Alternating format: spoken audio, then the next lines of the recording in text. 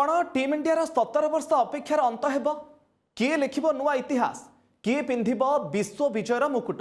आज देखा मिल छक्का चौकार झड़ क्रिकेट महाकुंभ पर आरंभ होईछि महासमर विश्वकप ट्रॉफी जितबार स्वप्न नहीं गोटे मंचर एकाठी हेबे विश्व क्रिकेटर श्रेष्ठ महिला दल माने 12टी दल 2टी ग्रुप आउ 33टी मैच आज आरंभ होगा जाउछि महिला T20 विश्वकप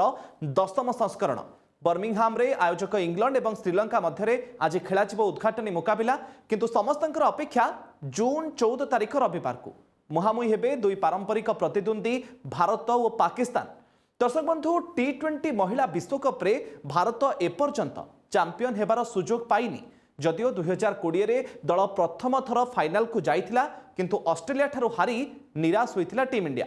एथर किंतु पूरा जोश रे रहिछि भारतीय महिला ब्रिगेड हरमनप्रीत कौर को नेतृत्व में दिनिकिया विश्वकप रे इतिहास लिखिथिला भारत आ एथर इंग्लैंड रे तांको नेतृत्व रे ही T20 रे मध्य भारत विश्व विजयी हेबो बोली समस्ते आशा रखिछन्ते।